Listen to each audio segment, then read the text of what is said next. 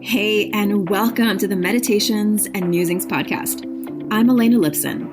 I'm a mama, I'm a wife, and I'm the founder of the Divine Self-Care Circle membership and the Virtual Retreat Academy. I don't believe that you have to sacrifice your body, your health, or your family in order to create true abundance and prosperity. I believe in living based on the divine feminine metrics of success, and these include pleasure, play, ease, grace, and a slower pace. Each week, I'll bring you 1 to 2 new episodes. One of these will be a guided meditation that you don't have to do on the meditation pillow, and the other will be a conversation to help you access your inner wisdom, to ignite abundance, and inspire others to do the same. I invite you to join me on this journey back to the magic of a divinely aligned and well cared for you. And now, join me for today's episode. Hello and welcome to the Divine Self-Care Meditations and Musings podcast. This is Elena Lipson, your Divine Self-Care coach and mentor. And today I am sharing a story about something that happened to me last week.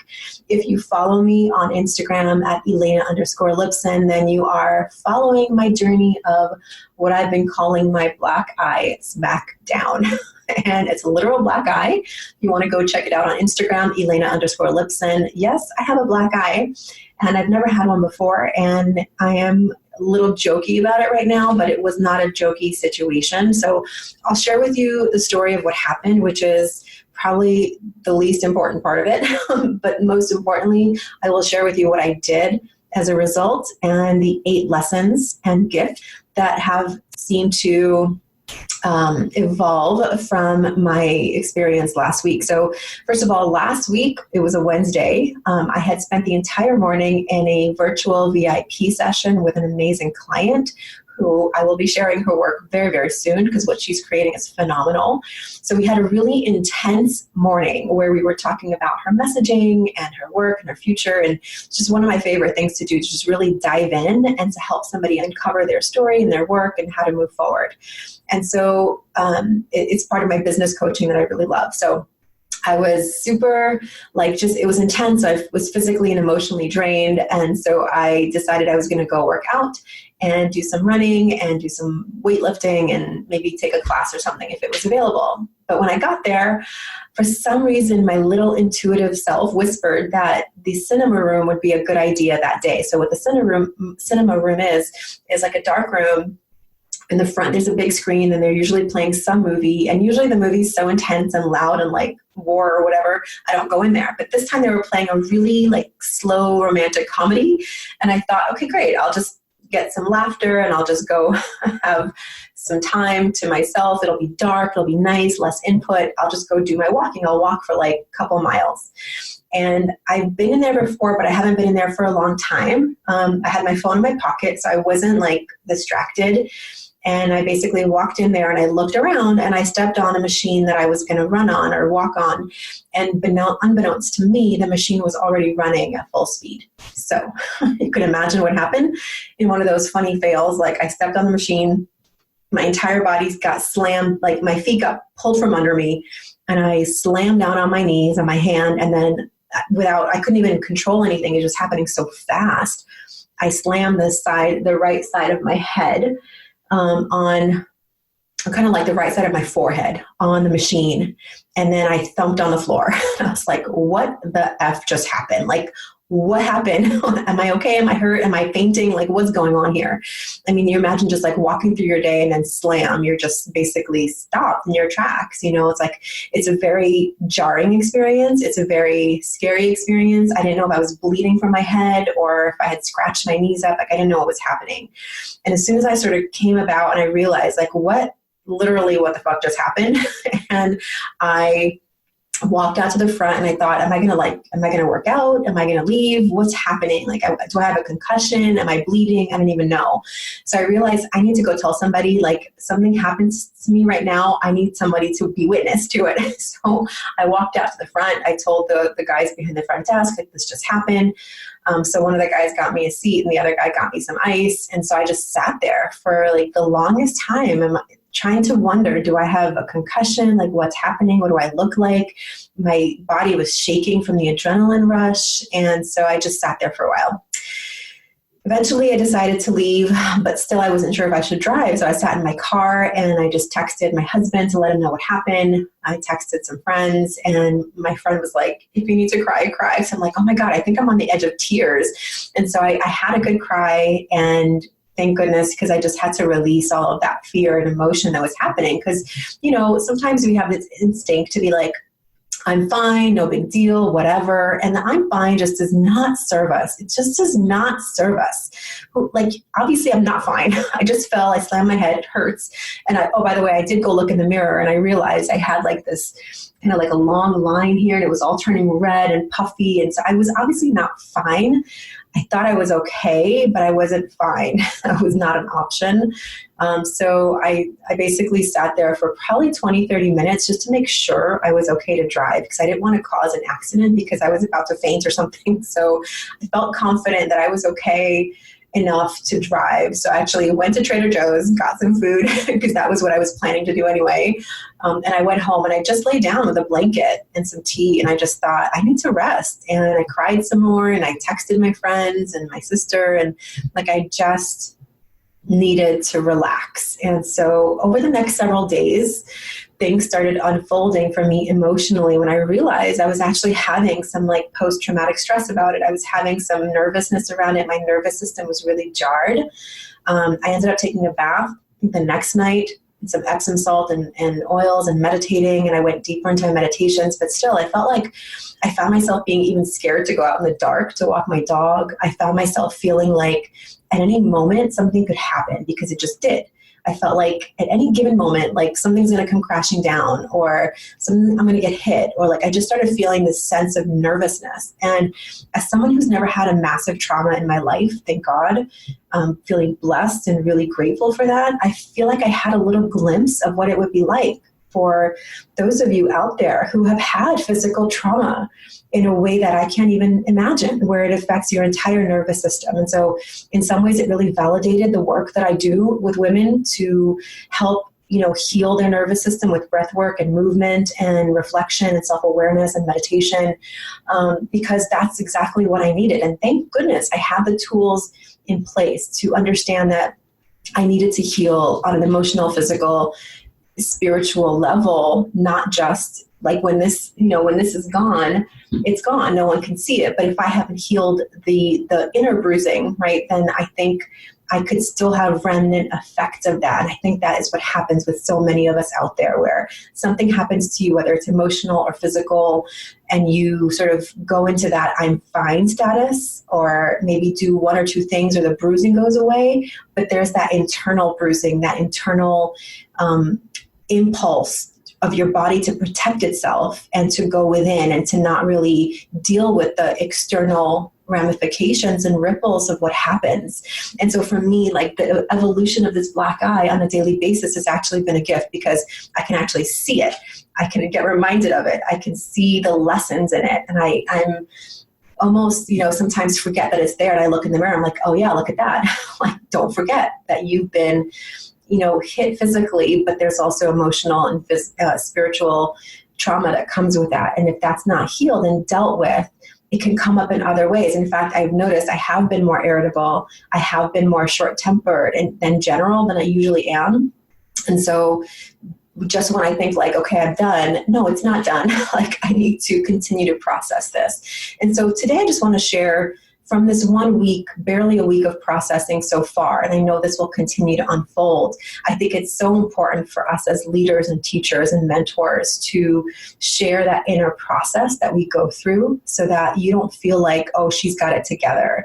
Oh, she doesn't get affected by these things, or like, oh, that's no big deal, because then it minimizes what you're going through. And I don't want you to ever minimize the inner consequences of physical trauma or distress or pain, because they're meant to be acknowledged, not to acknowledge them to the point where you let it distract you from what you really want to do and create in life, but instead to really flip that script and to say, okay, if I want to create big things in my life, if I want to have impact in my world on the people that I love and maybe clients, or maybe I want to be a writer or a dancer or a teacher, whatever it is that you're doing, in order to do that in a really resonant way, in an aligned way, in a congruent way, an authentic way, you need to process your own stuff. Right? So you can't just show up as the constantly finely polished and poised you. It's about processing what you're going through to the level that you can share it in a way that feels relevant and useful. So that is what I'm doing today. So I'm going to start with the lessons. I'm not going to spend too much time on each of these. Most of them are pretty self-explanatory, but I'm going to share them with you to the depth that I'm experiencing them right now. And I'm sure a week from now, a month from now, 6 months from now, I can look back and really see even more lessons and more understanding. And when this black eye eventually goes away, which it will, I will have those inner lessons to pull from, and I won't forget what happened, right? And I'll understand the gifts have been a huge element of this whole fall. So, okay. So, and again, I tend to process things pretty quickly. So I had to even force myself to slow down a little bit and to understand that this is like a transformational lesson where you're in a cocoon and sometimes you can control the timeline and sometimes you can't. So this is where I am right now, about a week after or less than a week after this has happened, but really understanding that this is not there's no timeline on processing and healing, right? I just happen to be someone who has so many beautiful self-care rituals in place that I teach and practice that it lends itself to processing maybe in a way that's more efficient sometimes, but that itself can be a trickery because some things are meant to unfold over a longer period of time. And so I'm not saying this is done. And just because I'm recording this podcast about it and sharing the gifts and lessons doesn't mean that I'm done processing it either. So I wanted to just remind you of that and let you know that it's not done. There's more to do, right? So first of all, I want to start with the lessons, and then I'm actually going to share the specific gifts. And I just want you to think about a time that you had some sort of trauma and something happened to you. And are you able to relate to some of these gifts and lessons? And maybe you can look back on them now with some distance and some 20/20 vision and to see if there are more lessons and more gifts that you can pull from it, because now you're looking at it from a place of not who you were then, not even who you were a week or a year later, but maybe more distance. Maybe you can go back to things that have happened to you and rewrite that story a little bit and to start seeing yourself as healed and whole and grown, right? Versus just someone who experienced that specific type of trauma.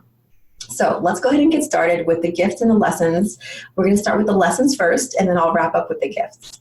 So the first lesson that I had, and this was one that was sort of reflected to me by a friend when we were trying to process this together, and she's one of my best sort of intuitive mirrors. And she said, what if you need to scan before you step? As you're moving forward in the world and as you're making decisions and taking chances and doing things, what if there's a lesson in there to scan the horizon before you take the next step? Because maybe sometimes there's more to be learned before you take that next step. And that resonated with me because I tend to be someone who's very intuitive and fast acting on things. And sometimes there's times where, especially when I'm making lots of decisions quickly in my business and in my life, that maybe I should just scan the horizon and maybe ask for input, which I don't generally naturally do, but it always serves me really well when I do that, especially if I ask my husband or my partners or valued friends. I'm not someone who asks for opinions pretty much at all. So maybe there is room in my life for a little bit more scanning and reflecting before I take action. So that was lesson number one. Lesson number two was, what if I just released expectations of what was to come next? Because sometimes when you have expectations, you get very narrow-minded. You see tunnel vision. And sometimes that tunnel vision will preclude you from seeing other possibilities. And so what if I released expectations about how something is supposed to go? And right now, I'm getting ready to launch my 5th year of my Divine Self-Care Circle. The wait list is in my Instagram bio link, so you can check that out. But I have very clear expectations. But what if I sort of open myself up to release expectations and instead be open to some magic, right? Like let the magic in, which I'm pretty good at doing anyway, but maybe a little bit more of a reminder to not be so rigid about how it happens. Number 3 is to have the tools in place. Just remember, like things are going to happen. Curveballs happen to everyone, especially in our lives that are so busy and full and multifaceted, multi-compartmentalized, right? Sometimes we need to make sure that we're not just talking the talk about self-care, we're actually doing it. And by doing it means investing your time, energy, and money in your own self-care, whether it's finding support, like joining my Divine Self-Care Circle, whether it's asking your friends for help, whether it's making sure that you have rhythms on your calendar for white space and reflection time and journal time and all the things that make you healed and whole, whether you have just 5 minutes to do it or you have more time than that. So having the tools in place prepares you, not fully, because sometimes things happen and they can't prepare you for anything, like, loss or accidents or whatever. Like I can't say I was prepared to be hit in the head for sure, but I knew that I needed to slow down enough to be able to process this experience without just stepping into the next thing and saying like, no big deal, I'm fine. Like that needs to be out of our language altogether. The next, number 4, the lesson is, where else am I not paying attention to what I'm doing? Because if I was really, really present in the moment, maybe I would have heard that the machine was running. Like there was nothing that I could have done. So I'm not saying like, oh, I should have done this or I could have done that. But maybe there was part of me that was sort of a little bit in my head and not really super present for what was about to happen, right? So again, not with blame, but just noticing, okay, like are there other areas in my life that I'm not paying attention and I should just be more present. So really it's about being more present. Number 5, the lesson is humility, because nobody's immune to this kind of stuff happening. Nobody's immune to tripping. Nobody's immune to, somebody else doing something that affects you in your life. But you can definitely choose your reaction and be more conscious. But humility and like, stuff happens. Like it's not about blame or shame or anything like that. It's about being humbled. It's like, wow, I am human and really, truly, I need to take care of my body always. Like I need to be strong. I need to really not like stronger than a situation, but in some ways I need to make sure that I do continue to take care of my body and not just assume that, it's always going to be this way. Like especially as we get older, and I'm in my 40s now, I don't want to take for granted that my body needs to be nourished and tended to, and that I need to go and be outside and be physical and do the things that keep my body strong and healthy. So I was definitely humbled that as balanced as I think I am and as present as I think I am, stuff still happens. So that's number 5. So you guys, we're going to go into number 6 in just a moment here. Okay, moving on to lesson number 6. We just went through the first 5. I'll review those quickly. The first lesson was scan before I step.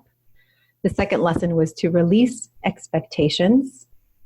The third lesson was to have the tools in place because life will always throw curveballs. That's just how it goes. Yes, it's an assumption, but you know what? The curveballs can be little or huge or in between. A lot of it is going to be based on your capacity, your fortification of your nervous system, and some of the other lessons that I'm going to be talking about in just a second. Number 4 is, where else in my life am I not paying attention? Because what I found as a mom and a business owner and living this life for 43 years is that sometimes you may spend time worrying about one thing that's going to happen or a type of thing that's going to happen, but the thing that actually happens is nothing that you were able to see coming. And so it's really important to be able to have the gratitude practices in place, to have that view from all directions, right? To be able to reflect on your day, to be able to look around and notice what's going on and not worry so much, because what's the point if the thing that's going to happen is something that you haven't expected anyway? What's the point in getting your nervous system all stressed out? So asking yourself where you're not paying attention is a good awareness point, but it doesn't mean that you start worrying about the other thing, right? I'm not saying worry about other things. I'm just saying that you're wasting time perhaps worrying in general, where sometimes all that's needed is a sense of expanded awareness and being fully present in your life. Okay, so number 6 lesson is, am I supported? Am I really supported? Am I feeling supported? Am I building a foundation of support in my life? Am I offering support to those around me who I love? Now, this doesn't mean that you go into full tilt self-care, everyone else mode. And this doesn't mean that you start to question or doubt the support that you do have. What I'm suggesting here in the lesson that I learned is to actually acknowledge that there is support for you, and that perhaps the only thing holding you back from receiving the support is asking for it. And we sometimes feel like we can't ask for it because people are so busy or because they're got their own stuff going on. But the truth is, yeah, they've got their own stuff going on. But if they don't even know something's happening with you, how can they even offer their support? Because it's true, people do have things going on. And unless you have regular rhythms of support in your life, like if you have a regular get together with your girlfriends, or you have a regular sit down and, check-in date with your partner or your family members, how are you even supposed to know that something's happening? How are they supposed to know something's happening to you? Right? Because we all get in this space of like, oh, I don't want to worry the other person. This isn't such a big deal. But what I found in that moment where I was sitting in my car and I was like, oh, I can go the I'm fine direction. Nothing really happened here. Nothing to see, walk away kind of thing. Or I could message my friends and say, I just had this happen to me and I'm feeling very sad and scared and hurt and in pain. And I received the support that I asked for just by allowing myself to be witnessed. And the same thing with my husband. I could have easily gone into the I'm fine mode, nothing to see here, it's all good, I just need an ice pack. Or I could say like, I'm actually feeling really tired and I'm feeling like actually really sad. And I'm feeling all the things that I was feeling allowed the people around me to witness what I was going through and to offer support, offer advice, whatever they felt like they needed to do. Especially if your loved ones are far away. Like my mom lives in New York. And so if she lived nearby, of course, she'd be like right over taking care of me, right? But she's far away. And so part of me was like, oh, I don't want to worry her. And actually, I didn't tell her right away. And I feel kind of badly about that. But I did fall into that tendency of like, I didn't want to worry her because there's nothing she can do from far away. But finally, we did get on the call within about 24 hours. And just having her witness what I was going through and just to hear me was a lot of comfort. So am I supported is the question. And the lesson is you probably are more supported than you believe you are, but maybe you're not asking for support. And especially sometimes asking for support can feel very vulnerable, like you don't know all the answers. And I definitely fall into that category.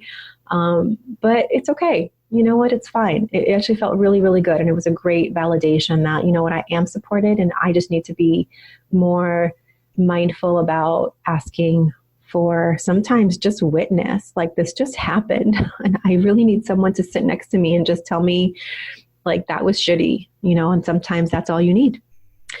So number 7 lesson is not to blindly get on the treadmill of life, right? So that's like literal and metaphor. And this one was given to me by one of my dear friends and past divine clients. She's phenomenal and she's an energy worker and she's just a really gifted sort of magician in her craft. And she was someone that reached out to me as well. And I reached out to her actually, and I shared what was happening to me. And she's the one who said this to me. And it was so powerful. She said, what if, what would it be like to wonder, or to not blindly get on the treadmill of life, because that's literally what I did. And sometimes the most powerful metaphor lessons are literal because that's what I did.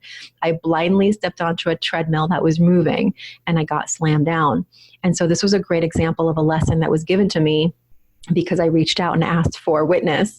And when she said that, where else could you be blindly getting on the treadmill of life? Which to me instantly meant, where am I saying yes because I believe it's the thing to do, or because it's the expectation, or because it's someone else's expectation, right? Or because that's what everyone else is doing, right?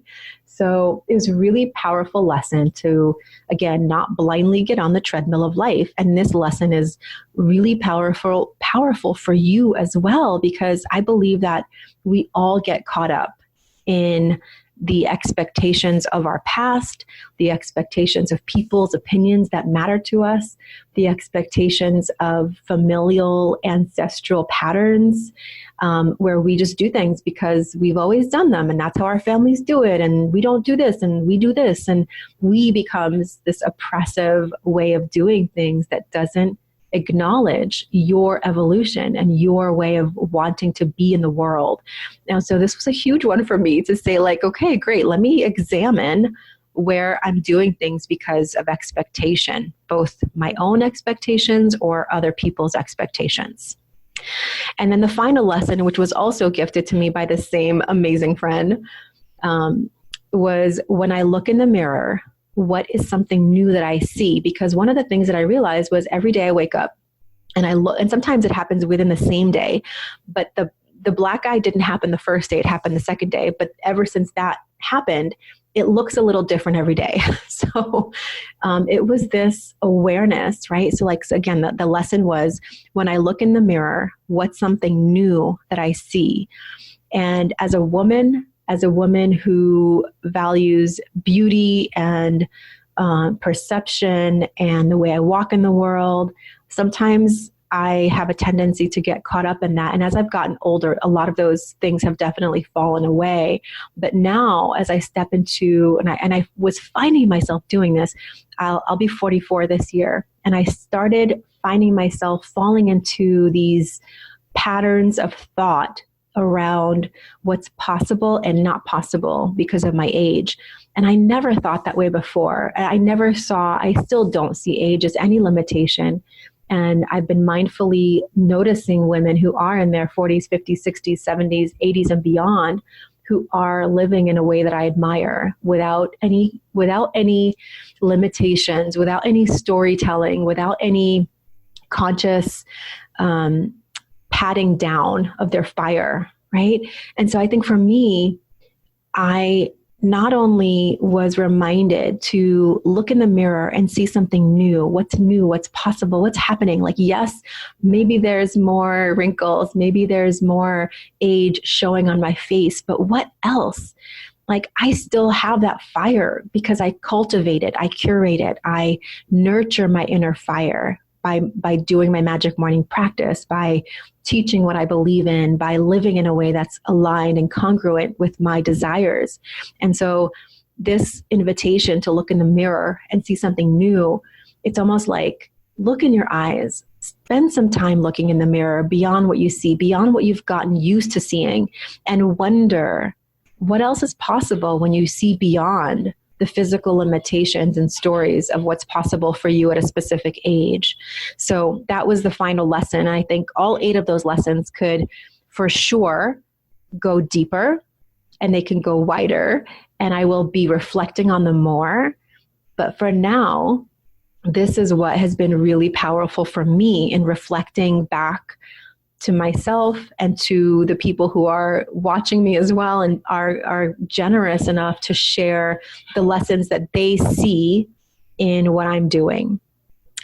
So now let's turn to the 8 gifts. And these are like sort of quick and dirty because, you know, I think gifts are relative to what you perceive. And so these are the gifts that I have received. So the gifts that I've received from this black eye are, of course, going to continue to unfold. But the first gift that I wanted to share is a sense of vulnerability. And I think that could be perceived in 2 different ways. Like, feeling vulnerable can be scary, but also it is really powerful. Like, I am human after all, right? I am spirit, I am human, I'm vulnerable, and that's okay. And being vulnerable actually feels very honest, because I think that so many of us are receiving these messages about being strong and superwoman and doing it all and blah, blah, blah. Well, I think the new way to be in the world, right, in this society, in this time, is to not pretend to be anything. People can smell it. People can sense it. Plus, it's very misaligned when you're hiding your own vulnerability, first and foremost from yourself. So I was giving myself permission to be vulnerable. I was scared. I was, thrown off course in that moment. I wasn't going to allow it to permanently throw me off course, but I also had to acknowledge the vulnerability of my own body and my emotions in that moment and give them full attention so that I can let it dissipate. Otherwise, it gets pushed down and becomes a bubble of unacknowledged emotion, right? I've talked about that quite a bit on past episodes. So the second lesson is strength, which seems to be equal and opposite to vulnerability. But I found that I am strong and that I can get smacked in the head by accident and get up and be okay. Not okay as in I'm not going to process what just happened, but I am strong. And actually it reminded me to continue to strengthen my body and strengthen my fortitude and capacity. So in the vulnerability, there is also strength. And right along with that, the gift number 3 is I'm human. It's okay to be human. Of course, I'm spiritual, I'm evolved, and I'm light and all those wonderful things. I'm a cosmic being, possible, I can create all things in my life. But your humanity does not go away. We're here on earth in human bodies for a reason. And so it just reminded me of my humanness, right? Number 4 is that I'm always guided and that I can trust that. And that even when something happens and you get a curveball thrown in your life, things happen that you don't expect. It's not a reason to stop feeling like you're being guided by divine. For me, it actually made me more curious. Okay, so if this did happen, not that it happened for me to learn something, but I do believe that you can learn something from everything that happens. That's my choice. That's my perspective in life. I do believe that in the darkest of moments, in the scariest of moments, there's also a seed of potential and possibility. And that's your choice to go and excavate that or not. Nothing's going to happen if you don't, but amazing things can happen if you do. In fact, if you don't excavate the meaning, what you can get sidetracked by is becoming a victim to that event. And that is the worst scenario to walk through life in as a victim. I choose not to do that. Yes, I got slammed down. Yes, I have a black eye, but I'm not a victim of what happened. I get to choose how I pull the lessons and the gifts from that. And that is number 5. I get to choose. That's the gift number 5. I realize I get to choose every moment of the way how I ask for support, how I am receiving the support, how I'm taking care of myself, how I'm choosing to not be victim of the story, but to instead honor that it did happen, but I get to choose. The gift number 6 is I am supported. I really do feel supported.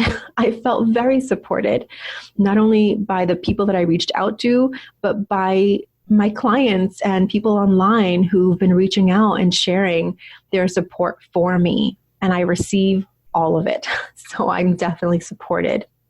And that was actually one of my sort of stories in the past that I felt so alone, because it's a shadow side of being independent. When you're so independent and so used to doing things by yourself, the shadow of that is you're very isolated and alone. So I feel like I've really learned that lesson and moved through that quite a bit. All right, number 7 is I am more than my physical appearance. And it's funny because I really, value my physical appearance. I tend to my physical appearance. I enjoy beauty. I enjoy looking pretty and doing things for myself. But also, I am not what I look like, right? And it's been pretty funny because I kind of forget that it's on my face, and I'm talking to people and all of a sudden they get this look in their eye like, oh my gosh, what happened to you? Like, oh, right, I have this thing. And so it really was a very awakening moment that as much as I do value appearance and want to tend to it, that I'm also aware that I'm so much more than that as well. And that was a really beautiful lesson as well, especially for women, especially as they age, to be clear that your beauty and your light is actually activated from your inner world less than your outer world. You can see a really beautiful woman who's sad and self-victimed or has had things happen to her that she hasn't processed well and just has sort of been beaten down in a way, literally or figuratively in a way, has had things happen and hasn't really moved into a place of power with them. And they can be very sad looking versus someone who just feels like they are experiencing the miracle of life and all that it has to offer. These people tend to shine from the inside with gratitude, and that's how I choose to live. And then the 8th gift is a reminder to look people in the eye, because you can't be there for someone unless you're present with them. And I realized there's places that I've walked that people haven't even looked me in the eye to see what's happening on my face. Like they haven't said anything because they haven't seen it. And so how many times in our lives do we just, check out the store or like walk past someone without really looking at them? And so because I noticed people were doing that to me, not really connecting, that I want to make more of an effort to make sure I really see someone in their moment. In fact, I remember very recently, the woman who makes coffee for me at our local store, I could just see on her face something was going on. And I just said, "Hey, are you okay?" And she's like, "Oh my gosh, how did you know? I'm feeling really sad today." And it was just because I looked at her. Like I didn't just pay for my coffee and walk away. I looked at her. It didn't turn into a therapy session, but the fact that she was acknowledged in that moment was very powerful for her. And for me too. So quickly to review the 8 gifts: vulnerability, strength, humanness, a validation of being guided. I get to choose. I am supported. I am more than my looks. And a reminder to really look at people, because someone might be suffering and sometimes just being witnessed could be the thing that they needed that day. So that is my 8 lessons and gifts from my black eye. Thank you so much for taking this journey with me. I would love to know what resonated for you. If this conversation felt powerful to you and you really feel like you got something out of it, please come leave me a review. Let me know. Leave a comment. I'd love to connect with you either here at iTunes, which of course helps me tremendously. It helps this podcast to get out to more ears, but also on Instagram, Elena_Lipson. Come and let me know what resonated for you the most. Post a little live video and tag me. Post a little quote of something I said and tag me. I'd love to know what resonated for you. And of course, as I mentioned throughout this episode, the Divine Self-Care Circle for 2019, our 5th year, is opening again very, very soon. The waitlist link is in my bio on Instagram, or you can head over to elenalipson.com/Divine Self-Care Circle. No dashes or spaces. And you can get on the wait list, and we'll be gathering very, very soon for our welcome ceremony. And we've got a lot of fabulous elements to the circle this year, like a crystal of the month, a book club, and a live moon ritual every month. That's besides our live group call, besides the amazing guest experts, and our regular monthly themes that we explore all around self-care, all around self-mastery, and really truly embodying the incredible human, spiritual, emotional capacity to live the life that you want to live based on your terms, speaking your truth, claiming your needs and your desires. Remember, you do not have to do this alone. It would be my honor to walk this path with you. I hope to see you there. In the meantime, I'll see you for the next episode of the Divine Self-Care Meditations and Musings. This is Elena Lipson, your Divine Self-Care Mentor and Self-Care Coach, and I'll see you next time.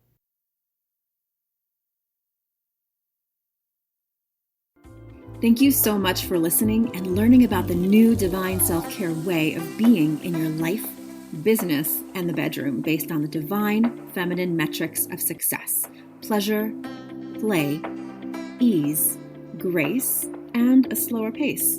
If you're ready to bust the myth of overwhelm and tap into an inspired start to each day, I've put together a free video series for you to help you start each day with energy, inspiration, and ignite that inner pilot light which attracts joy, magic, and synchronicity.